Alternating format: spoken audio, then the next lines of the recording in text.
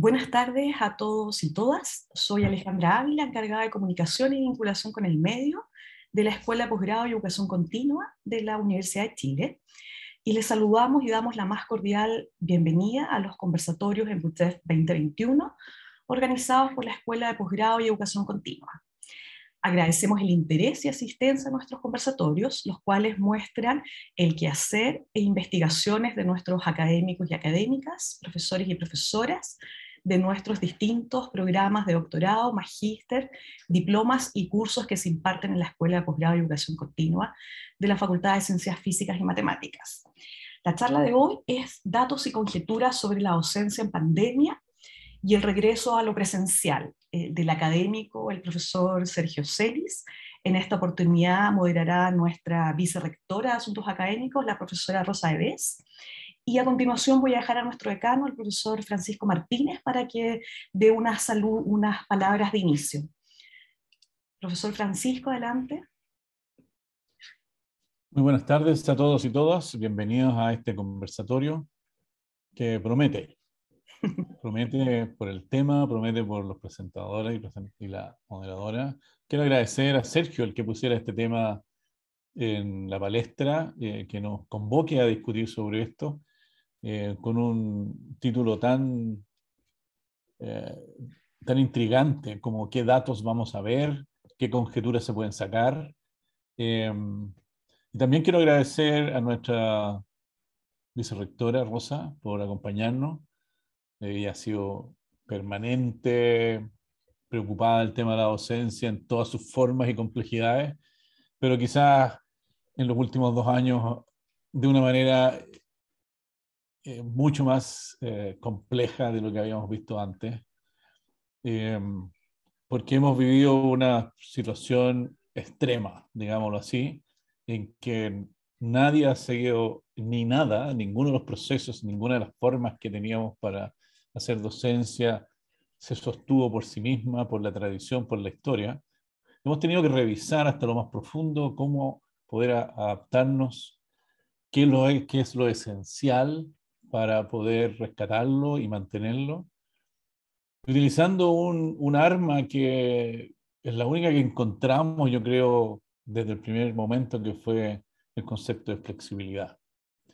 Flexibilidad que nos llevara hacia el objetivo que queríamos, el objetivo profundo de la calidad de la docencia, del aprendizaje, lograr los aprendizajes y también mantener comunidad, mantener calidad de vida en lo que se pudiese, porque había un costo que de todas maneras íbamos a tener que pagar. Entonces, en ese contexto, este conversatorio es imprescindible, diría yo. Tener esta reflexión es imprescindible, porque hay aprendizajes que van a quedar. Aprendizajes que nunca habría podido ser posible adquirir quizás si no hubiera sido por la pandemia. Y hemos tenido que enfrentarlos y como resultado, mirando esa parte optimista, hay aprendizajes que nos van a acompañar de aquí en adelante y que queremos de alguna manera darle forma a través de estos conversatorios que transforman estos aprendizajes en algún conocimiento para la docencia futura. Así que les agradezco a todos los que están presentes por su participación y les deseo una muy entusiasta y satisfactoria jornada en el ámbito de la discusión intelectual sobre la docencia. Muchas gracias. Gracias, profesor, por sus palabras de inicio. Ahora dejo con ustedes a nuestra prorectora, la profesora Rosa Eves, para que presente a nuestro invitado. Adelante, profesora. Muchas gracias, Alejandra. Saludos al decano, por supuesto, a cada uno de ustedes, a Sergio, cada uno, cada una. Muy contenta de estar acá y como decía el decano, de poder participar escuchando a Sergio en este tema tan importante. Siempre hemos hablado de lo importante que es basar nuestras decisiones en evidencia. Muchas veces fue discurso o anhelo, pero se volvió una realidad con esta situación en que teníamos que tomar decisiones sobre bases desconocidas, digamos, y entonces la investigación se empezó a volver fundamental en la universidad para poder avanzar, no en la oscuridad, sino que entendiendo más estos procesos, estos fenómenos que se nos venían prácticamente encima. Todos saben, ustedes han estado involucrados en la docencia, por eso están aquí. La equidad se volvió algo fundamental. De golpe se humanizó la educación, nos importó cada una, y sabemos que Sergio ha cumplido un rol fundamental en eso. Entonces, escuchar su trabajo realmente es un privilegio. Y ahora lo que tengo que hacer, porque me dan ganas de seguir hablando, pero yo no voy a dar la charla, voy a presentarlo. Sergio es profesor de la Escuela de Ingeniería y Ciencias de la Universidad de Chile. Su investigación se centra en la educación superior en general, con un foco en ciencia y tecnología. Sus principales líneas de estudio, de investigación, son la experiencia de los estudiantes en los primeros años de ingeniería y ciencias, la enseñanza de las matemáticas, la experiencia académica en los programas de posgrado, el trabajo académico y las políticas de investigación. Sergio es, además de profesor, vicepresidente de la Sociedad Chilena de Educación en Ingeniería y bueno, obviamente por formación ingeniero civil e industrial de la Universidad de Chile y PhD en Educación Superior de la Universidad de Michigan. Se desempeña también como subdirector de Escuela de Ingeniería y Ciencia. Ustedes verán el privilegio que es que un subdirector de escuela sea doctor en educación superior, y creo que realmente es un orgullo, ¿no? que tengamos no solo a Sergio como presentador, sino que a Sergio en estos roles que cumple y que también muestran cómo la academia se ha ido y la gestión académica, la docencia universitaria, modernizando, innovando con personas tan preparadas como es el caso de Sergio. Así es que, Sergio, te damos la palabra, tienes alrededor de 30, 40 minutos y después una discusión.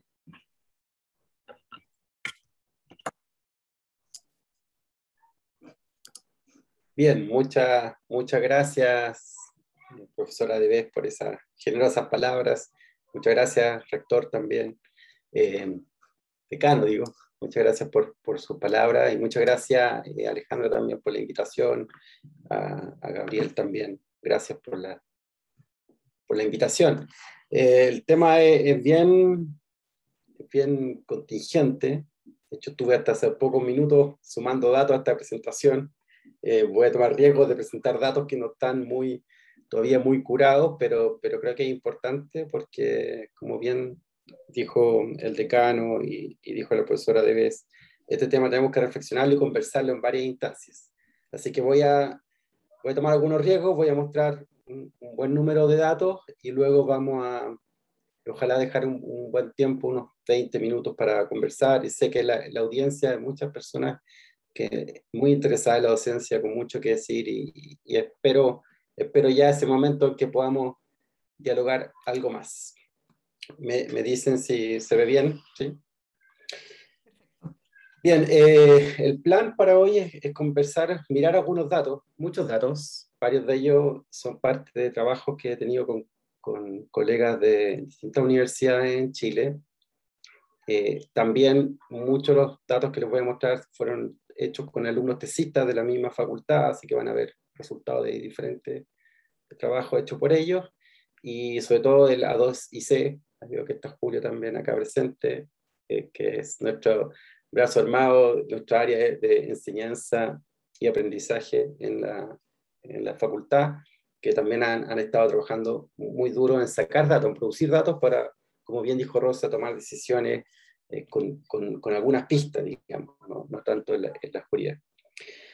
Y para poder analizar sacar algunas lecciones de este momento de pandemia y este momento que ya estamos viviendo de vuelta a los campuses y enseñanza híbrida, es bueno mirar en perspectiva. Y creo que los datos que teníamos y algunas investigaciones que teníamos antes de entrar a la pandemia y su enseñanza remota de emergencia yo creo que son importantes para mirar cómo algunos de los patrones que estábamos viendo, algunas de las tendencias que ya estábamos vislumbrando, se acentuaron en este minuto y cómo algunas permanecen. Entonces, aquí en esta historia no todo es novedoso, hay algunas cosas que ya venían, algunos fenómenos que ya se venían arrastrando hace un tiempo, así que por eso esta presentación tiene 3 momentos. Les voy a mostrar datos que vienen del momento previo a la pandemia, luego datos que recolectamos y analizamos durante el periodo de enseñanza remota de emergencia pura, y datos que hemos sacado en estos días, estas últimas semanas en que hemos estado viviendo la enseñanza híbrida, en especial en nuestra Facultad de Ciencias Físicas y Matemáticas. Bien, vamos con los datos previos a la pandemia. Y aquí voy a iniciar una tesis que va a ser como la que va a conectar los 3 puntos. Que es una tesis voy a tratar de mostrar datos que muestran situaciones en que las instituciones tratamos de estructurar el aprendizaje de los estudiantes, y en situaciones en que los estudiantes tienen mayor libertad para estructurar sus propias decisiones y su manera en que abordan el aprendizaje. Y esto ha venido sufriendo cambios, esta división entre lo que las instituciones dicen que los estudiantes tienen que hacer y que los estudiantes hacen. Una de las cosas que les voy a proponer es que tiende a diversificarse cada vez más, a tener distintos puntos de encuentro y desencuentro también. Entonces, y esto viene antes de la pandemia. Por estructura me refiero a la manera en que las instituciones dicen cómo ordenan el aprendizaje de los estudiantes. Por ejemplo, en algún minuto, hace un par de siglos atrás, se decidió, o varias universidades hicieron, sobre todo en el hemisferio norte, que la organización de la enseñanza debiese ser por semestre. Y esa decisión fue guiada por los tiempos de cultivo y de cosecha en general, y se organizaron el semestre. Esos semestres se organizan en ciertas semanas, que tienen una duración bien precisa, y dentro de las semanas se produce un calendario, donde las instituciones en general van colocando aquellos puntos donde llaman a sus estudiantes a asistir a esos cursos y tener encuentros con los profesores, la mayoría de sus veces encuentros tradicionales. Entonces, las instituciones han tenido históricamente, una de sus herramientas ha sido para estructurar la enseñanza, es poder dirigir esos tiempos y decir, mire, le vamos a dedicar tanto tiempo a tu curso, y en estos momentos usted tiene que venir a encontrarse, o podría venir a encontrarse con el profesor para avanzar en sus contenidos y en sus materias. Bueno, ese tiempo ha venido reduciéndose, si uno lo mira desde un curso. Aquí un lugar que se encuentra los alumni. Yo fui alumno de esta facultad, y en mis tiempos, los cursos de matemática, por ejemplo, de primer año, tenían designados 7,5 horas para el encuentro. Algunos cursos tenían 7,5 horas para el encuentro presencial durante la semana. En 2007 hubo una reforma, que fueron varias reformas curriculares que se fueron dando a lo largo del país y de otros países también. Eso se redujo a 5 horas.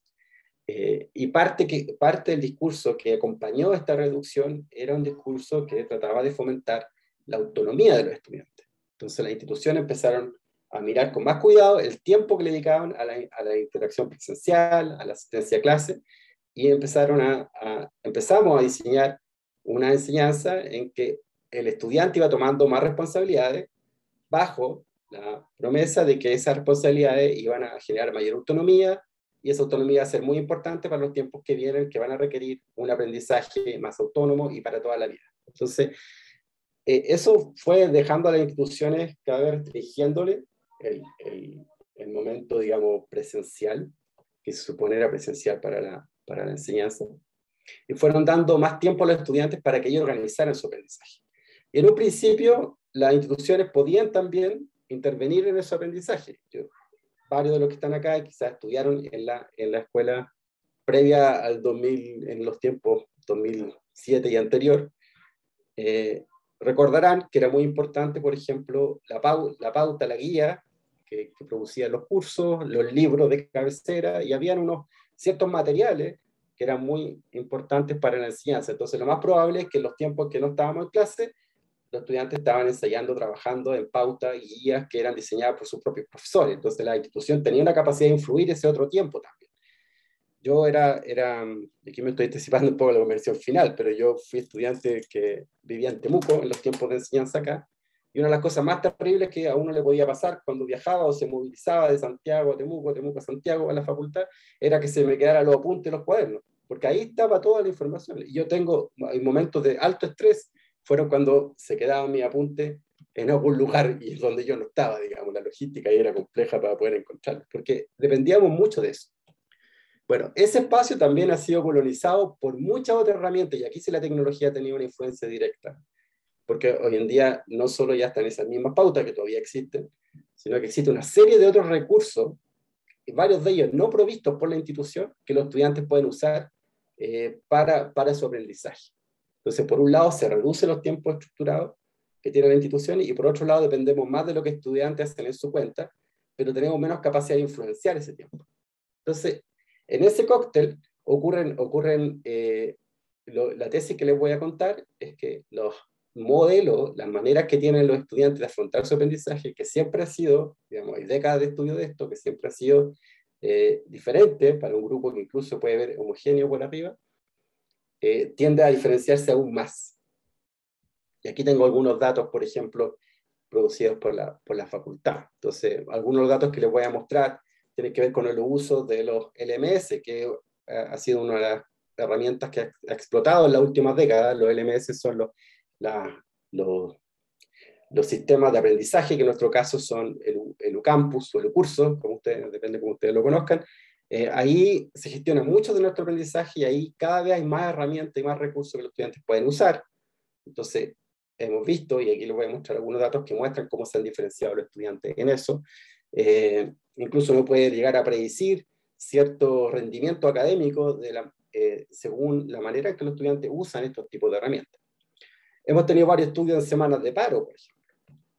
A propósito, ahora estamos, y aquí me estoy adelantando de nuevo para hacer un disclosure de inicio, estamos en semanas de paro en nuestra facultad, justamente el grupo que está en formato híbrido, ya les voy a comentar un poco de eso, así que quizás esta presentación también está teñido por eso, y quizás podamos comentar alguna más adelante con cierta altura de mira y con esta a la luz de estos resultados. Hemos hecho estudios bien profundos sobre los momentos de paros, y algo que a mí al menos me sorprendió es que un 44% de los estudiantes declara que en momentos de paro estudia mejor. Entonces se pone al día, profundiza en sus contenidos, incluso sube su rendimiento académico. Y esto después lo chequeamos con datos con harto cuidado, y hemos despojado que al menos los periodos de paro no perjudican necesariamente el rendimiento de los estudiantes. Sin embargo, la mayoría de los estudiantes, un 60%, declara que estos momentos les perjudican, les genera mayor ansiedad, no saben cómo organizar su tiempo y sufren mucho a la vuelta. Entonces, hay un grupo que estos momentos lo utiliza para avanzar y avanzar de una manera que le acomoda a su ritmo y a la manera en que ellos tienen de enfrentar su aprendizaje, y hay otro que reacciona de una manera bastante contraria. Lo mismo cuando empezamos a probar las clases invertidas, estos son en curso eléctrico de la facultad, nos dimos cuenta de algo que ya la literatura internacional estaba mostrando, incluso nuestros porcentajes están de acuerdo con esa investigación más internacional, que había un 40% de estudiantes que son bastante resistentes a esta dinámica, que sufren con esta dinámica de clase invertida, en que el profesor, por ejemplo, entrega contenido. El contenido viene envasado antes y el estudiante lo ve en su tiempo nuevamente, y después el tiempo de hora presencial y de asistencia es para sacarle mayor provecho a eso. Y en el 2018, otra evidencia más de cómo los estudiantes usan sistemas en su tiempo, digamos, no estructurado por la institución, nos dimos cuenta que un 60% ya el 2018 declaraba que ellos veían videos de sitios como Khan Academy, como el profesor Julio, como Únicos, como otros, y muchos otros que han aparecido, para complementar su aprendizaje de los cursos que estaban teniendo en la facultad. Un 60% ya miraba contenidos que no eran curados por nosotros, por la institución, sino que por otros, para apoyar su aprendizaje. Entonces, como ven, los grupos empiezan a diferenciarse. Esto voy a pasar, lo he mostrado muchas veces. Estos son datos 2013-14, después les voy a mostrar uno del 2017. Estos son datos que agarramos de las interacciones que los estudiantes de primer año tienen todo un año con la herramienta UCurso, nuestro LMS de la facultad. Ahí ven, llevamos datos de un año a una semana tipo de un estudiante de primer año de la facultad. Esto era el 2013-2014. Ahí está dividido por día y está dividido por franja horaria. Y hay tres cosas que quiero puntualizar. Una, que la barra roja son estudiantes que tienen un rendimiento académico menor que el resto. Y uno ve que efectivamente aquellos que enganchan más con la herramienta, que están más atentos a la herramienta, tienen mejor rendimiento que los que no. Salvo los días viernes, que son los momentos antes de la evaluación que tienen los estudiantes, que en nuestra facultad son los días sábados. Entonces los estudiantes, efectivamente hay un grupo que estudia a última hora, donde sube su uso de estas herramientas, pero de todas maneras no tiene impacto en su rendimiento académico. Esto es lo que tradicionalmente llamamos no estudiar a última hora, una mala idea, y tiende a coincidir con estos datos. Lo otro sorprendente de esto es que si ustedes ven los pics de interacciones que tenían los estudiantes en esa época, el pic se daba entre las 11 y las 12 de la noche, entonces ya había una conexión más nocturna a estos tipos de plataformas. Y si ven, el lunes, martes, miércoles, jueves mantiene ciertos pics y el domingo vuelve a elevarse, salvo el sábado que estaban en examinación de la realidad presencial antes de la pandemia. Y si ven acá, algo que nos llama la atención es que esto efectivamente el estudiante estaba pendiente de su curso de una manera bastante relevante de uno a domingo. Entonces cuando el estudiante nos reclamaba y nos decía, mire profesor, su facultad no nos deja tiempo para otra cosa, y uno sospechaba de ese discurso, bueno, esto se ve en los datos, se veía ya en los datos. Independiente si el estudiante estudiaba efectivamente o no, su conexión era permanente de lunes a domingo, y la sospecha es que esto sigue más o menos así, digamos, el nivel de atención que tienen es bastante alto. Luego llevamos estos datos y quisimos compararlo con otras facultades, con otra realidad, con otro LMS, que tiene sus desafíos, hacer conversar dos LMS. Estos datos que vienen de un estudio que hicimos con colegas de educación de la Católica, que usan otro LMS con programas de educación que también tienen cientos de estudiantes, y van a ver alguna diferencia acá. Muy similar a lo que les mostré, estos son con datos del 2017. Diferencia entre estudiantes de educación con estudiantes de ingeniería. Y aquí ven patrones bien distintos. Ustedes ven educación, ese patrón, el color salmón, quiere decir interacciones con estas herramientas, pero más basado en bajar contenido, que después son analizados. Mientras más color verde ven en el cuadro, quiere decir que hay otros tipos de interacción, que se usa la herramienta no solo para bajar contenido, sino para interactuar. Entonces aquí ustedes pueden ver que los estudiantes de nuestra facultad, comparado con la educación, tenía las herramientas tecnológicas ya en 2018 muy incorporada en su quehacer diario, digamos, en sus interacciones diarias. Y esto también es una alerta sobre las diferencias que uno podría hacer, diferencias epistemológicas que se van dando en las distintas disciplinas, en la manera en que usamos los recursos que tenemos a nuestra disposición. Esto es otra comparación con una semana tipo, nuevamente, el horario en que se conectan los estudiantes. Y esta otra cosa que es interesante, diferencia entre estudiantes de ingeniería y de educación, por ejemplo, porque los estudiantes de educación tienden a concentrar el uso de esta herramienta en las madrugadas o en las mañanas, digamos, muy temprano. En cambio, los estudiantes de ingeniería tienden a usarla durante todo el día. Entonces era una herramienta que no solo acompañaba los momentos de que los estudiantes, digamos, están en sus casas, sino que en el campus ya había un uso, o durante el horario regular, los estudiantes de ingeniería tendían también a usar esta herramienta, tenerla muy incorporada en su aprendizaje diario. Son patrones que van mostrando cómo era la situación, digamos, del uso tecnológico en los tiempos.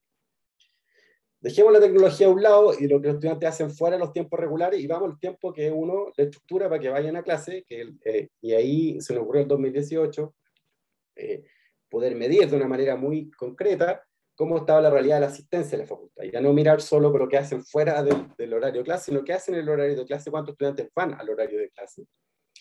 Y hicimos una operación rastrillo por la facultad, no tengo tiempo para contarle toda la metodología que hicimos, pero los datos son bastante buenos, digamos, sobre la asistencia a clase, y da un promedio de un 41%. O sea, quiere decir que los estudiantes estaban asistiendo antes de la pandemia poco a la facultad, asistían más los días lunes, eso tendía a caer, asistían más los estudiantes de primer año y tiende a caer en los años posteriores, pero el promedio es un 41%. Les voy a pedir que mantengan ese dato de asistencia, que en el fondo viene a confirmar una sospecha que tenían muchos profesores, que la habíamos conversado mucho, de que la mayoría de los estudiantes no van a clase en la facultad.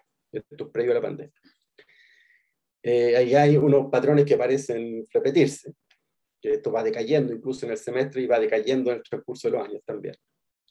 Ahí dice futuro entre comillas porque ya estamos viendo el futuro y algunas de estas podemos despejar algunas de estas relaciones, pero obviamente la asistencia tiene que ver con distancia a los campus, el uso de video de complemento y otro tipo de cosas que vamos a discutir después.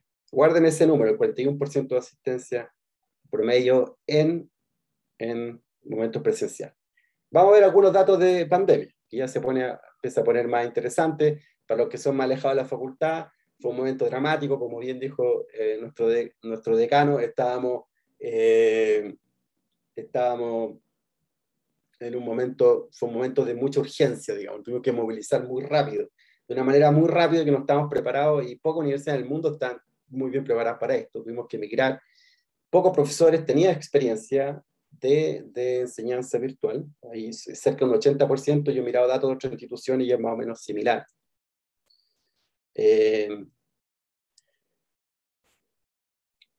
Voy a ir más rápido aquí. Los estudiantes tampoco tenían experiencia, ni los profesores ni los estudiantes tenían tanta experiencia online. Esto es un estudio nacional, pero ven, el primera barra son los estudiantes de ingeniería, que son los mejor posicionados a nivel del país, pero parecido, un 75% no tenía experiencia en enseñanza virtual.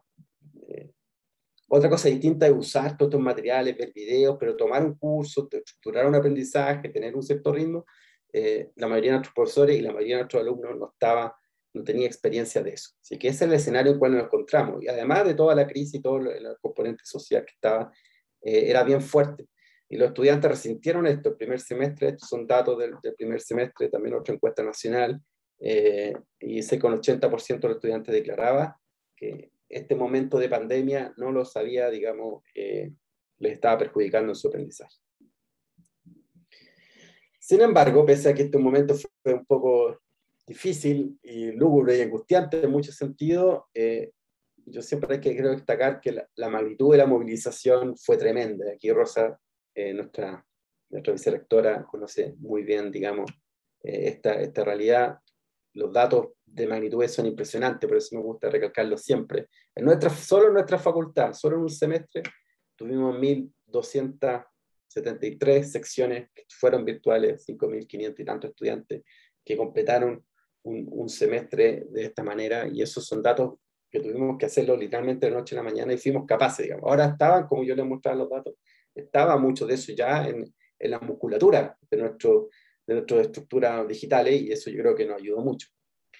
Y aparecieron cosas creativas también, aquí son un ejemplo, por ejemplo, los laboratorios, los robots a domicilio, un estudiante de ingeniería eléctrica, un egresado, replicó el campus de Buchef en Gather, que es Gather Town, una aplicación donde la gente puede recorrer el campus y encontrarse. Hay cursos que montaron cursos, ahí hay un curso de talleres de ingeniería industrial que se realizaron en Gather Town. O sea, nuestros colegas de ciencias de la computación empezaron a hacer videos de una calidad bien especial, a usar las herramientas que estaban a su disposición para hacer productos de mucha calidad e interacción de distinta manera con sus estudiantes. Los colegas de ingeniería matemática que estaban haciendo cursos de resolución de problemas que requiere toda una infraestructura física, lograron hacer una réplica de eso también en el mundo virtual. Entonces, también se despertó una innovación que yo creo que ya no se nos va a ir en esta época, no fue todo tan duro. Bien, vamos a ver un análisis un poquito más cercano de este momento de pandemia, y ahora les quiero mostrar un estudio que hicimos, que estamos haciendo ahora, con datos de toda la Universidad de Chile. Lo que quisimos hacer, una de las dificultades, por esto de que yo les comentaba de la estructura y no estructura de los tiempos, es que cada vez a los estudiantes tienen distintas, y los cursos usan distintas herramientas, no solo institucionales, para trabajar. Y sobre todo eso se acentúa en la pandemia. Por ejemplo, Discord, que era una plataforma que inicialmente estaba diseñada para los jóvenes o las personas que juegan videojuegos, se volvió una herramienta muy popular en educación superior y en nuestra facultad también. Entonces fue muy usado Discord. En mis cursos de taller usamos mucho Padlet, GatherTown, que les mostraba ahí algunas imágenes. Muchas plataformas fueron usadas. Entonces es un problema para hacer investigación porque ya los datos no los tenemos y no están en un lugar, están en varios lugares. Entonces cuesta tener una imagen general de qué es lo que están haciendo nuestros estudiantes. Entonces, ¿qué fue lo que hicimos? Agarramos la lista, trabajamos con UCampus y agarramos la lista de los 100 cursos que más interacciones tenían en UCampus, o sea, que más usaban UCampus. Usamos dos métricas, el uso y la variedad de uso, la variedad de herramientas. Y así seleccionamos 33 cursos representativos de toda el área del conocimiento de la Universidad de Chile, que usaban más UCampus y que tenían distintos tipos de módulos, o sea, lo usaban y lo usaban de una manera un tanto diversa. Y en ese ambiente, que era de mucha intensidad, no podemos asegurar que no usaron otras cosas en esos cursos, pero sí que los estudiantes le pusieron mucha atención a esa plataforma. Vamos a tratar de investigar qué fue lo que pasó, digamos, cuáles fueron las asistencias y otro tipo de relaciones. Y sobre todo estamos interesados en despejar esta situación de cuál fue la asistencia en momentos remotos, y cómo esa asistencia también repercutía en uso de otro tipo de herramientas. 33 cursos que representan más o menos 2.100 estudiantes de la Universidad de Chile, cada uno sobre el promedio, 500 interacciones con cada curso, y 41% de asistencia nuevamente. ¿Me fijan? Este número fue el número que nos da, todavía podemos despejar algunas cosas, pero la asistencia es muy similar, o es la misma, de hecho nos dio el mismo porcentaje a la asistencia que nosotros habíamos calculado previo a la pandemia durante la enseñanza remota de emergencia. Y aquí este gráfico no puse mucha palabra acá porque está todavía muy crudo y lo queremos explicar, pero queremos revisarlo bien. Pero lo que muestra aquí la segunda fila, una fila que dice porcentaje de participación, esa es la asistencia, como mide la asistencia en estos cursos UCampus. Y correlaciones con otro tipo de uso. Por ejemplo, la plataforma de enlace, que es la herramienta enlace, que es la herramienta donde la mayoría de estos cursos dejaba los videos para que los estudiantes los vieran cuando quisieran. El foro, que es donde tienen discusión, y material docente, donde se van dejando material, que es la herramienta más usada en un curso. Entonces, ¿qué mostramos ahí? Que en general todas estas variables, estas herramientas correlacionan entre sí el uso. O sea, si yo uso más material docente, también voy a activarme más en el foro, voy a ser un estudiante más comprometido en general.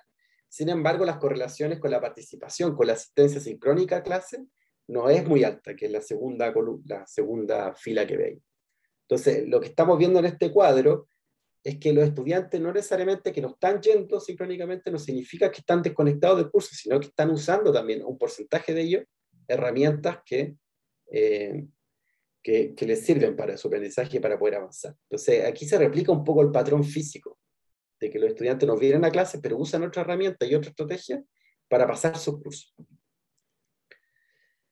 Este me lo voy a pasar por ahora, este es una primicia, esto lo estuve llegando ahora, pero estamos trabajando una mirada a un departamento de ingeniería mecánica.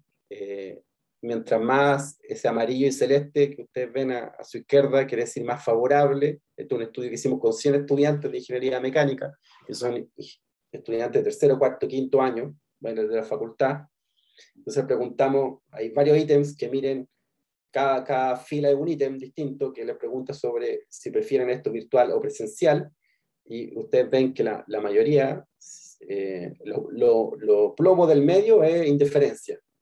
Entonces aquí uno empieza a ver cómo se van polarizando un poco los grupos, ¿cierto? Hay entre un 20 y 30% que se siente muy cómodo, y ese 20-30%, si ustedes lo recuerdan, se viene replicando de más arriba, que se siente muy cómodo en este ambiente, le sirve mucho y prefiere este momento virtual frente al otro 50%, digamos, más o menos, 40-50% que prefiere la modalidad antigua, y un porcentaje que está ahí, indiferente.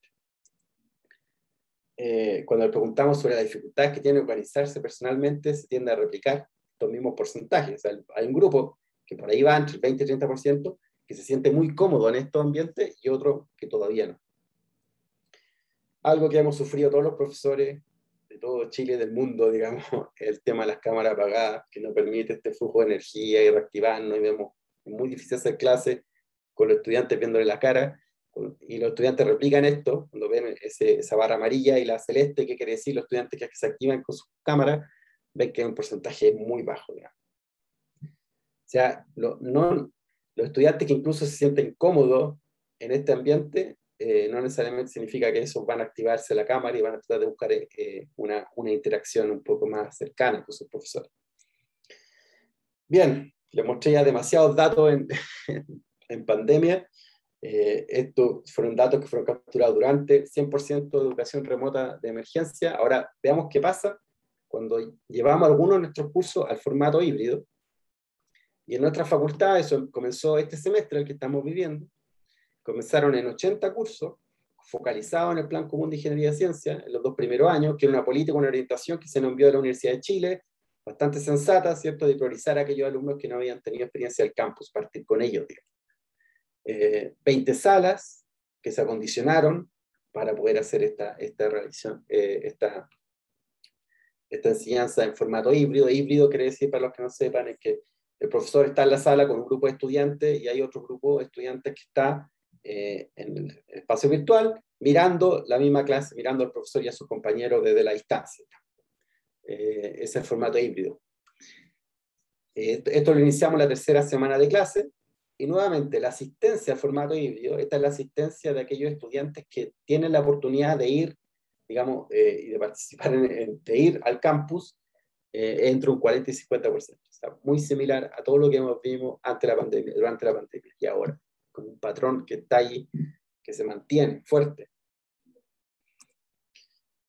Cuando le preguntamos a estudiantes de por qué no venían, bueno, hay una muestra pequeña que presenta, pero la mayoría responde que porque está fuera de la región metropolitana, que yo creo que es un gran tema para la Universidad de Chile. En nuestra facultad tiene alrededor de un 30% de estudiantes que vienen fuera de Santiago. Hay otros estudiantes que vienen en la región metropolitana, pero a gran distancia de Santiago también. Y eso es un tema para nosotros como institución, porque va a ser difícil de resolver. Y si se une a ese tiempo más largo, puede ser interesante. Y hay un porcentaje que un 15% que tiene, hay un 8%, 9% que dice que prefiere la clase online y el resto tiene que ver con condiciones, digamos, de cuidado del COVID y otros temas. Lo interesante cuando les preguntamos a los que vienen, qué es lo que prefieren, y la mayoría de los que están viniendo son ese porcentaje que valora mucho lo presencial. Pero el tema es que no es todo el grupo, ¿cierto? Recuerden esos porcentajes en la cabeza. Pero aquellos que vuelven lo aprecian mucho el volver.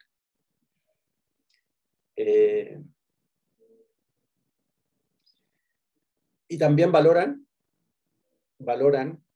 ahí los colores quizás no muestran de mejor manera esto, pero valoran que se mejora el ambiente con estudiantes en la sala, incluso los que están ahí en el modo virtual.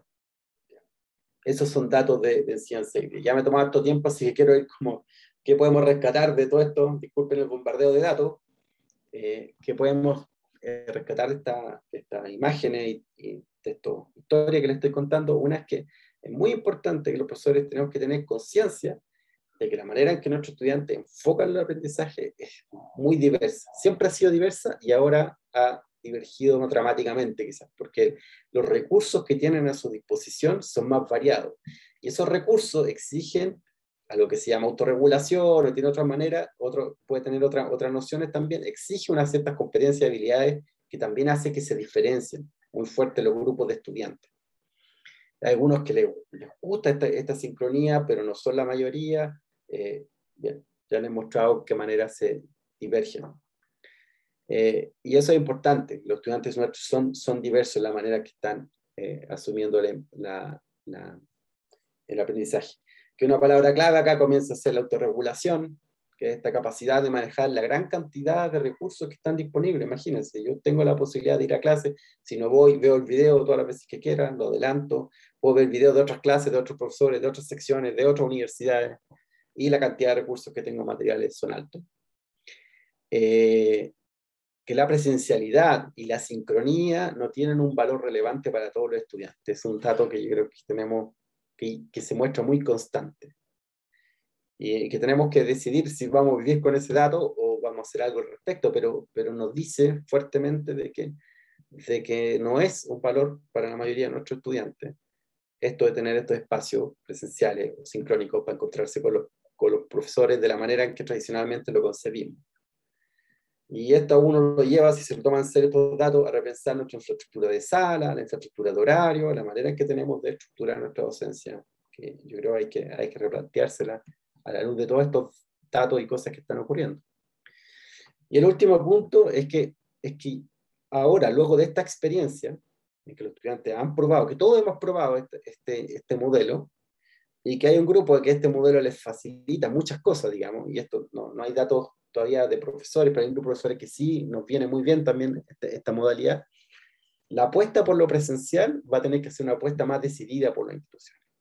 Yo sé que por ley nos van a poder presionar, vamos a tener que mostrar que vienen alumnos al campo, que estamos abiertos, etc. Pero voy más allá de eso, voy a la convicción que tiene una institución de que su presencialidad agrega valor. Eso era una pregunta que ya estaba antes de la pandemia y que nos venía dando vuelta por los temas de asistencia que les mostraba, pero hoy día es más relevante. O sea, si queremos ser presenciales, ya que tenemos la prueba de lo que podemos hacer no presencial, va a tener que ser mucho más decidido. Y ahí podemos, digamos, ahí tenemos que conversar y discutir mucho esto. No solo en la sala, no solo lo que ocurre en la sala, sino que también lo que ocurre en el campus, en lo que ocurre en las actividades de evaluación, que por ejemplo es parte del conflicto actual del paro que tenemos, es porque una de las medidas que tenían estos cursos híbridos era que iban a tener examinaciones presenciales, y al parecer no dimensionamos de buena manera la ansiedad y el susto que le provoca a los estudiantes enfrentarse, después de 2 años de entrenamiento y de vivir de una manera virtual, enfrentarse a una examinación virtual. Ese miedo y esa ansiedad son muy importantes para el aprendizaje. Aprender es también enfrentarse a sus miedos. Es una manera que a mí me gusta al menos de ver, es probar, ¿no es cierto?, ir moviendo ciertos límites. Pero tenemos que convencernos de que esa evaluación presencial tiene cierto valor, y qué valor, y cómo lo comunicamos, y cómo ayudamos a la gente que llegue ahí, digamos, va a ser un tema central para evitar conflictos futuros, digamos. En fin, bueno, ya hablé demasiado, discúlpenme que me pasé ahí del tiempo, pero lo voy a dejar hasta aquí. Podemos volver a algunos datos. Muchas gracias por la atención, y ahora miro con ganas la conversación que podamos tener. Muchas gracias, Sergio. Alejandra, tú me vas diciendo si estoy respetando los protocolos de estas conversaciones o no. No, hoy fue fantástico escuchar a Sergio, y podríamos estar toda la tarde hablando, digamos, está muy, muy entretenido. Hay una pregunta del profesor Jeremy que si quieres puedes leer. Sí, no será mejor que yo la puedo leer. ¿Quieres hacerla directamente? Sí, si quieren. ¿Me escuchan bien? Sí, muy bien. Perfecto. Hola Sergio, mucho gusto, mucho tiempo. Hola, gracias Jeremy. para tu charla. Una pregunta que no es un ataque, estás acostumbrado conmigo. La clase presencial, yo no tuve experiencia y yo tuve feedback positivo de alguien que las hizo. A priori no es una idea tonta ni nada, pero a mí cuando escuché de eso me pareció tonto. No es un ataque, habla más de mí. Pero cuando yo enseño online, yo enseño de manera muy distinta que cuando enseño de manera presencial, intentando de aprovechar del nuevo medio y cosas como eso. Y si yo tenía que enseñar online y presencial al mismo tiempo, sería un poco como te parler en francés y Gabriel Podluski y speak in English y hablar en español y todo para exprimir la misma materia. Se va a perder mucho tiempo, no va a ser muy útil porque hay una intersección en los idiomas, en la manera de enseñar, pero hay también mucha diferencia. Quizás es porque soy demasiado pegado con mi estilo de curso, mi tipo de curso, pero realmente hay ventaja a tener clases híbridas y a pedir al profesor de tener atención a los alumnos que son presentes y los alumnos que están en línea al mismo tiempo. Yo tengo la impresión que es pedirlo de hacer malabares en clase, y de nuevo no es un ataque, es una real pregunta. Claro. Y a mí me pareció tonto, pero yo tuve feedback positivo. Hay una real pregunta acá y creo que tú tienes los datos para poder responder. Los datos muestran también que ha sido favorable la recepción, hubo mucha ansiedad, ¿cierto? Era muy difícil, digamos, la semana previa antes de debutar con lo híbrido, los niveles de nerviosismo eran altos en todos los grupos de del estamento, pero yo creo que tú tienes un punto, Jeremy. Yo creo que lo híbrido no es para todo tipo de cursos. No es para todo tipo de cursos. Hay cursos que van a poder cohabitar, que van a tener una mejor incluso expresión y llegada de manera virtual. Entonces, ¿cuáles van a ser esos cursos? ¿Qué porcentaje de nuestro currículum va a ir así? ¿Qué porcentaje va a ser presencial? ¿Qué porcentaje va a ser híbrido? Es algo que, por eso hablo que es muy importante toda la convicción sobre no hacer las cosas porque los otros la están haciendo, porque caemos en el riesgo, Jeremy, de tener cursos híbridos que son una mala combinación de ambos mundos, que traen lo peor de ambos mundos. Eso puede ser. Ahora, si el profesor se pone en la pizarra, es claro en ordenar la pizarra, hace una clase más expositiva, más tradicional, digamos, ese profesor va a tener menos problemas en el formato híbrido y quizás va a ser más efectivo en ese formato, porque vamos a poder seguir bien la pizarra, los estudiantes van a poder seguir el discurso del profesor, se van a poder enganchar, y los que están en la sala van a vivir esa experiencia, van a poder interactuar con algunas preguntas. Por eso depende mucho del tipo de curso. Y eso esto no es para rajatabla para todos. Y yo también creo, yo creo como tú, que el porcentaje de curso híbrido que deberíamos mantener en el creciente futuro no va a ser un gran porcentaje de nuestra enseñanza. Muchas gracias para tu respuesta. Ánimo para esto. A ti, gracias, Jeremy. Gracias, Sergio. Voy a leer una pregunta de Hans Köpfer, pero después tenemos entonces manos levantadas de César Pastén y de Juan Asenjo. La pregunta de Hans es, ¿hay datos sobre la identificación de los estudiantes con la Facultad de Ciencias Físicas y Matemáticas antes y durante la pandemia? ¿Se considera un tema relevante? Sí, yo considero que es un tema súper relevante. Tenemos datos antes de identificación, y efectivamente tenemos datos que no los pude mostrar ahora, pero tenemos datos de nuestros egresados. Les preguntamos sobre su sentido de pertenencia, y estos datos que yo he compartido con la dirección de posgrado, que son muy interesantes para todos nosotros. Y hay un porcentaje de gente que se siente muy adscrita a UCHEF, pero hay un porcentaje muy relevante que no, que mira esto con... Disculpe que está mi hijo aquí.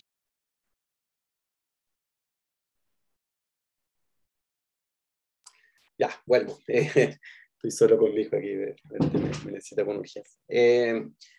Entonces eso hay un porcentaje que previo a la pandemia, relevante, de gente muy apática con la facultad.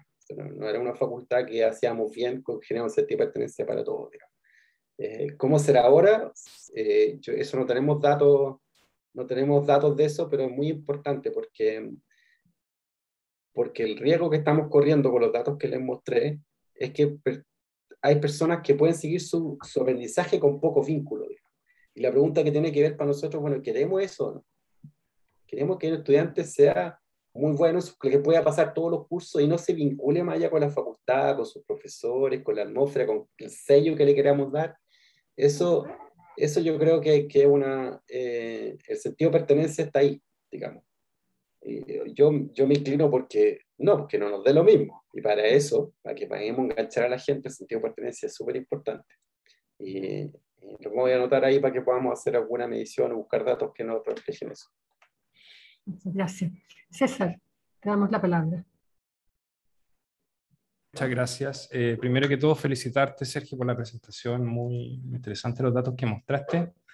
Quería referirme un poquito a la última pregunta también, porque me da la sensación de que la presentación está un poco orientada a cómo los alumnos están aprendiendo, pero no me queda clara la relación con lo que los alumnos finalmente debieran aprender, teniendo en cuenta que se están formando profesionalmente, ¿cierto? Y el día de mañana van a tener que enfrentar situaciones en las cuales ellos probablemente no van a tener muchas posibilidades de elegir cómo vincularse con el resto de sus colegas, ¿cierto? Con sus empleadores, etc. Entonces, no sé si tú tienes a lo mejor alguna reflexión, datos, perspectivas de cómo va a impactar eventualmente este tipo de cambio de la forma como ellos están aprendiendo eventualmente en su futuro profesional. Claro, tú tienes razón. Aquí no le presenté datos sobre lo que aprenden. Eso es complicado, es otra cosa, digamos, con más profundidad y detalle. Le mostré datos del proceso de aprendizaje que ellos tienen, ¿no? Ahora, ¿qué produce ese proceso de aprendizaje? Es difícil saber. Lo que sí se demuestra con nuestro análisis de rendimiento académico es que los estudiantes, usando los recursos que tienen a su disposición, sin asistir a clases, sin presencialidad, un grupo de ellos no tiene problema y les va bien. Ahora, eso se va a reflejar en el mundo profesional. Hay gente que está muy preocupada respecto al tema, hay otra gente que no está tan preocupada respecto al tema. Yo creo que algo que debemos mirar con más cuidado, que yo no me atrevería a decir a lo que va a ir, lo que se va a generar. Creo que va a haber diferenciación respecto a aquí. La diferenciación entre carreras va a ser muy importante. Hay carreras que necesitan mayor presencialidad, por ejemplo, geología, si lo comparamos por poner ciencia de la computación, son realidades distintas de trabajo y ahí va a depender mucho. Yo creo que esa pregunta, al menos yo no tengo mayor claridad para poder abordarla. Creo que tenemos que mirarla con harto cuidado, que las agrupaciones profesionales tienen que hacer su rol ahí importante de cómo vigilar eso. Vamos a tener un producto que va a ser diferente. Disculpe que lo hable así, va a ser diferente, va a tener ciertas falencias, pero otras competencias que quizás podríamos usar. Y ahí el alumni es importante, porque yo creo que la enseñanza continua y la oferta que les demos futura a los estudiantes para que puedan seguir entrenándose en aquellos vacíos, cosas que son necesarias de adquirir y que se pueden adquirir. Ya, por ahí. Gracias. Gracias, César. Juan Asenjo. A ver, yo quiero tocar dos puntos. Uno es lo que tú mostraste en una tabla, de que antes de la pandemia la asistencia a clases en la facultad era débil. Históricamente nunca se ha exigido asistencia en la facultad. Yo fui profesor en Estados Unidos, fui profesor en Inglaterra, donde los alumnos sí van a clases. Por hijas, digamos, tengo conocimiento de la FEN, conocimiento de veterinaria, donde los alumnos sí van a clases. Yo creo que este problema de que no haya necesidad de asistencia en la facultad ayuda a que no haya una mayor ligazón de los estudiantes con la facultad. En la Universidad Autónoma de Barcelona exigen para poder egresar un 50 o 60%, para poder aprobar cada curso, exigen una cierta asistencia. Y en cierta forma, eso que no haya una exigencia en la facultad induce a que los alumnos no vayan y de alguna manera se transformen en solucionadores de pruebas, en vez de ser ingenieros, profesionales, lo que tú quieras. ¿Okay? Yo creo que esa es una gran debilidad. Ahora, respecto a las clases híbridas, obviamente se pueden grabar las clases, o sea, se pueden filmar en forma simultánea, pero lo que yo creo que no se puede es ofrecer a los alumnos que no están presentes que hagan preguntas. ¿Ok? Yo creo que el profesor, como dijo aquí Jeremy Barbey, ¿ok? El profesor puede interactuar con los estudiantes que están en la clase. ¿Ok? Si algún tipo está en Valdivia, o está en las Islas Caimanes, o está esquiando en Farellones, ¿ok? O está buceando y quiere escuchar la clase, me parece bien. Pero de ahí que el profesor tenga la obligación de estar disponible para los estudiantes que no están presentes, me parece que no es correcto. Esos eran los dos puntos que yo quería tocar. Gracias. Gracias, profesor. Sí, pues yo cuando digo que esto va a requerir convicción, yo creo que me refiero a eso. O sea, ¿cuánto valoramos esa presencialidad? O la vamos a dejar. Yo creo que no podemos hacerlo los lessons con estos datos más tiempo, digamos. ¿Sí? Nuestros datos tampoco son tan excepcionales. Hay otras facultades de ingeniería en el mundo que reportan asistencia y son similares cuando no son obligatorias. Aquí se divide un poco el mundo entre cultura y instituciones que son obligatorias y otras que no. Pero yo creo que dados estos datos, esos son los tipos de preguntas que tenemos que hacernos. Y si lo encontramos valioso, yo veo que la exigencia es una virtud. Si es que nos convencemos de que es valioso y trabajamos para que así lo sea. Gracias, Sergio. Patricio Poblete. Hola. Una duda que me asalta es la siguiente. Sergio dice que los estudiantes de alguna manera en este ambiente remoto terminan pudiendo rendir y que les va bien, ¿ah? Pero mi duda es en qué medida son comparables las notas de ahora con las notas de antes. No sé si en los estudios que está haciendo Sergio ha abordado el tema espinudo de que aparentemente hay bastante más copia ahora que antes. ¿Ah? Incluso la forma de la distribución de las notas ha cambiado, ya no es una campana, ¿ah? Sino que se parece más a una ley de potencia. Y entonces me entra la duda si es que son válidas conclusiones del sentido que igual les va bien. ¿Ah? Porque este tema de si están copiando más o no subyace mucho de los conflictos incluso que hay. ¿Verdad? La razón por la cual se quiere llevar a los estudiantes a dar exámenes presenciales es precisamente para tratar de eliminar ese factor, ¿no es cierto? Así que debería influir en lo que estamos tratando de medir. Ah, y entre paréntesis, aprovecho que tengo la palabra para discrepar de mi colega y amigo Juan Asenjo.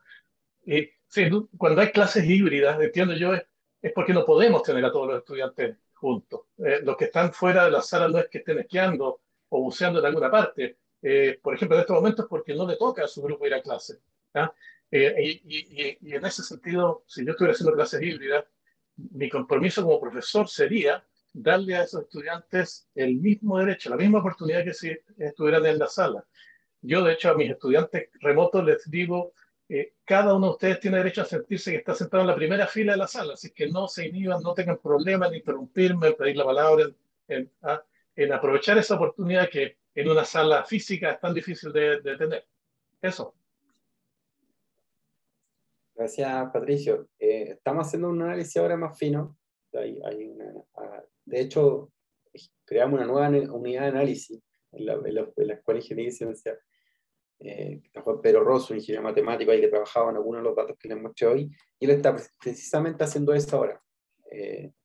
No tenemos datos todavía conclusivos en eso. Lo que sí sé es que antes de la pandemia ya venía un ascenso en las notas. Había una inflación de notas, digamos, que era bien notorio.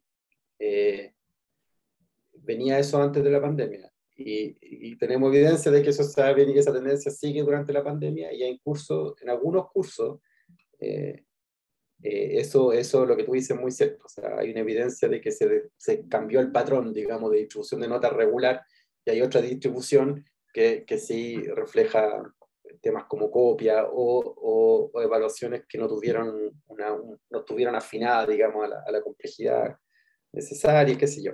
Tenemos evidencia de eso, sí, así es. Y es alguna de las cosas que nos complica. Todavía no tenemos una manera de evaluar virtualmente que nos deje tranquilos. Yo concuerdo con eso.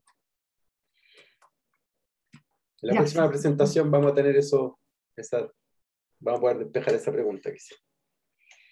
Yo, a lo mejor, rompiendo todo tipo de protocolo, me di la palabra, la pedí, me pedí la palabra.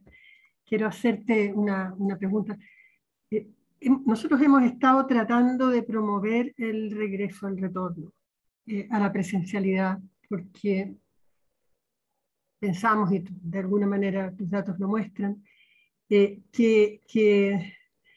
la experiencia universitaria presencial es más rica y es importante irla retomando. Todos sabemos que así como fue difícil pasar a la virtualidad, está siendo mucho más difícil volver. Y si bien hay un grupo de estudiantes que con mucha fuerza están en distintas disciplinas, en distintas carreras, pidiendo el regreso, todavía la universidad no muestra esa disposición general. La pregunta es, de acuerdo, aquí es más percepción que investigación, ¿dónde están las mayores resistencias? ¿Están en los profesores o en algún grupo de estudiantes? ¿Cómo comparas esos dos grupos? La disposición de los profesores a volver presencialmente y de los estudiantes. Sí, a ver, esta es la parte de la conjetura de la presentación. Un dato que a lo mejor voy a ventilar, un dato que no quería, pero cuando la estrategia para volver híbrido fue de esta manera, abierta, los profesores que querían con sus cursos, a través de sus departamentos, etcétera, propusieran a aquellos que querían cuántos estaban dispuestos a la clase híbrida y llegamos a 10 cursos. Con mayor existencia, mayor promoción y con negociaciones llegamos a 80, digamos. Entonces la disposición del profesor a volver la respuesta es que no, pues no estábamos dispuestos a volver. En ese momento, y lo que esto va cambiando, digamos, uno va viendo las cosas, va viendo la temperatura de la condición ambiental y está volviendo, pero yo tengo la sensación de que si no viene un empujón importante, institucional, fuerte, con más convicción, digamos, y entre nosotros nos convencimos, no vamos a volver en masa a hacer clases presenciales, digamos. Por varias razones. Ahí no me atrevería a dar una estimación, digamos, de cuáles son esas razones. Pero no, yo no veo que haya una disposición muy grande de volver de los profesores en las circunstancias actuales. Pero con un poco de empujón, yo creo que sí podríamos. Yo creo que sí, los números empezarían a crecer rápido y empezar a ver que otras instituciones, que otros colegas ya lo están haciendo. Pero también sería bueno dar ciertas opciones. Yo creo que hay cursos, no sé si es el caso de Jeremy o otros cursos que tuvieron un muy buen resultado virtual, y ahí hay que cuidar también. Yo no creo que deberíamos volver todo a cómo estábamos haciendo las cosas antes. Ahí sería un error. Entonces hay que mirar ese como, yo diríamos, empujón. Tiene que mesurarse con ver en qué áreas nos gustaría conservar lo que hemos venido haciendo la docencia, donde dio buenos resultados virtuales. Y el tema de los estudiantes, estamos volviendo a una disposición en general. Hay una amplia disposición cuando hicimos la encuesta de qué le gustaría volver. Hay una amplia mayoría que quiere volver, que valora estar en el campus, así como estos datos lo muestran. Pero eso tampoco se va a traducir en que vengan siempre a clase, que tampoco para los estudiantes es claro de que tengan que examinarse presencialmente. Eso que decía el profesor Poblete, algunos estudiantes lo entienden, pero tampoco es claro a ellos, bueno, usted me evaluó 2 años así, ¿por qué me tiene que evaluar de esta manera? ¿Qué gana esta manera respecto a otras maneras? Entonces, ahí yo creo que las ganas están. Lo que falta quizás es lo que se llama como el framing, lo que le decimos a los estudiantes, a volver a qué, y por qué eso es importante para ellos. Yo creo que ahí nos falta un poco más de trabajo. Muchas gracias. Sí, a mí me preocupa la vida perdida, ¿no? 2 años sin verse y sin interactuar no se recuperan nunca. Los aprendizajes sí se pueden recuperar, se pueden adquirir en otro momento, pero la vida universitaria perdida no. Y eso es serio. Voy a leer una pregunta de Alonso Vargas, después le voy a dar la palabra a Jeremy. Alonso dice, Sergio, disculpa si ya lo mencionaste, pero ¿tienen datos con respecto a los contagios en los alumnos antes y después de la implementación de las clases híbridas? La seguridad sanitaria se refiere él, y contestado eso, Jeremy, tomas la palabra tú. Gracias. No, yo no tengo esos datos, pero me da la impresión de que podríamos obtenerlo sin mucho esfuerzo. O sea, ir al campo es riguroso. Hay toda la población que puede ir, se divide en 3 burbujas. Esa burbuja tiene que llenar un formulario cada vez que va al campus, se toma la temperatura. Uno podría ver ahí, digamos, cuánto autodeclararon contagio. Podría ser trazado. Bueno, no tengo yo los datos de eso. Podríamos mirarlo. Claro, nuestros protocolos dicen que si tenemos contagio tenemos que cerrar las distintas unidades. No hemos tenido en general en la universidad. Ha funcionado bien el sistema. Jeremy. Ok, so, de nuevo pido disculpas por mi pregunta. Tú diste muchos datos y son muy útiles, y suena muy egoísta decir, podrías conseguir más datos aún, pero muestra entusiasta. Yo escuché mucho y yo creí por mucho tiempo que la docencia, en tiempo antes de la pandemia, que la docencia online era el futuro, que había que hacerlo porque por varias razones, para limitar la movencia, para optimizar todo, para grabar una buena cápsula video para toda la gente que habla en inglés, una otra para todas las personas en el mundo que hablan español y cosas como eso. So, ahora lo hicimos de manera acelerada por la pandemia, y tú hablas de volver a presencial. Yo creo que hay ventaja al virtual y vamos a hablar de eso. Pero ahora, en los 2 últimos años, participé en un grupo en Francia y hablan de reducir las energías para el cambio climático y todo eso. E insisten que no reduce el consumo de energía de pasar en línea. La gente no toma el auto para ir a la universidad, pero consumen mucha energía a seguir los cursos en línea y todo eso. Y que en el final el curso presencial consume menos energía y es más ecológico y todo eso. Y yo creo que al momento de volver al presencial se podía juntar datos para evaluar eso al nivel de la universidad. Yo asistí a varias reuniones antes de la pandemia sobre el consumo energético de la universidad, pero no vi ninguno dato sobre este consumo de energía entre la docencia en línea y el presencial. Y me da mucha curiosidad, pero de nuevo me siento culpable de pedir más datos cuando ya tiene mucho. Pero ¿tú sabes si hay un proyecto de juntar datos sobre este aspecto? Porque yo creo que sería un argumento un poco innovador sobre cuánto clases volver a presencial, cuánto clases guardar en línea. Y puede jugar en las dos direcciones. Sí, yo creo que es súper importante esa pregunta. Eso no lo tenemos nosotros. Me da curiosidad también, así que si encuentra artículos o otros grupos que hayan hecho esta investigación, me encantaría también ver si podemos replicar algo acá, porque yo creo que es importante y algo que le preocupa harto a los estudiantes. Yo lo he escuchado a los estudiantes decir diferentes tipos de cosas de ese estilo, pero no estamos en eso todavía. El consumo energético, yo puedo compartir datos. El de la universidad, yo creo que es alguien de la universidad que tiene que medirlo de alguna manera, de la misma manera que medimos la cantidad de gente que viene en bus o en auto. Eso no se puede hacer del exterior, se tiene que hacer del interior de la universidad. Pero, ok, ya tenemos muchos datos, es entusiasmo para tener más datos. Sí. Muchas gracias. Yo creo que los viajes de los profesores a conferencia ahí nos ahorramos una huella de carbono muy significativa, digamos, en esta época. Pero es buena tu reflexión, yo creo. Completamente de acuerdo por los viajes a conferencia. Eso es lo único que no hay que perder. Oye, yo les quería me voy a tomar un segundo, pero además la expectativa de vida se acortó en 1 año, para que sepan, o 1,3 como dato adicional.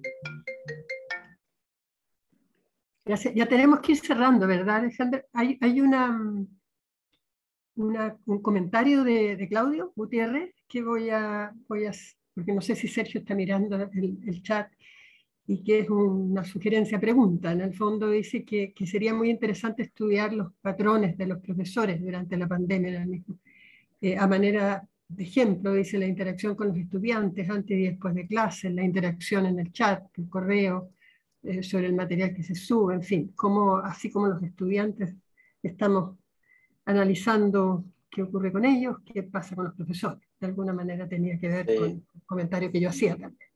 Sí. Puedo decir, pasé unas láminas que las pasé rápido y privilegié los datos de los estudiantes, pero tenemos de profesores. Por ejemplo, un dato que se nos repetió en la encuesta, hemos hecho 2 encuestas a profesores en este periodo, dentro de la facultad. Y algo que se repite, que la principal barrera de los profesores es la participación de los estudiantes. A los profesores han resentido mucho esto de las cámaras apagadas, esto de la falta de interacción. Incluso esta tesis que la estoy mostrando de ingeniería mecánica y otros resultados bien. Esa tesis fue mirar a los profesores adentro de las clases y hicimos unos patrones de observación de la clase online. Tiende a suceder que los profesores tienen un entusiasmo para provocar participación. Esa participación no se escucha de la misma manera y tiende a haber una baja también anímica, y de la misma metodología participativa tienden a bajar en el semestre, producto de esta como retroalimentación negativa.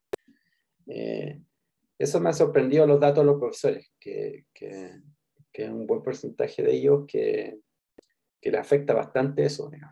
Bueno, me incluye en eso también, como que no es lo mismo, al menos para mí. Hacer clase requiere mucho esfuerzo y la retroalimentación no es tan positiva como antes.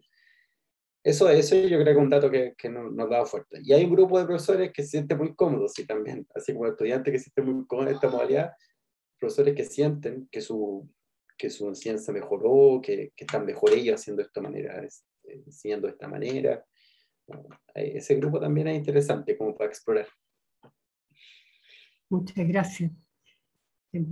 Muchas gracias, Sergio. Ha sido tremendamente interesante y gracias a todos y todas los que hicieron preguntas. Alejandra, no sé si quieres cerrar tú o cómo nos despedimos. Y yo solo darle las gracias, sí, darle las gracias a ambos, y Rosa, es un gusto y un honor tenerte con nosotros.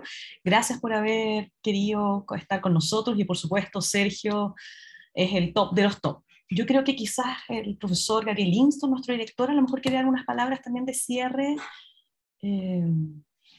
Bueno, simplemente para reforzar los agradecimientos, me parece que ha sido una conversación sumamente enriquecedora. Tenemos mucho que aprender, hay mucho aprendizaje que todavía hay que aquilatar. Parece que todo esto está como todavía aún tan candente, que cuesta aquilatar tanta información, tanto aprendizaje. Así que muchas gracias, vicerrectora, muchas gracias, Sergio, a todas y todos los asistentes también, y por supuesto a ti, Alejandra. Muchas gracias. Los dejamos en libertad. Así que muchas gracias, muchas gracias. Voy a dejar de grabar para la conversación final.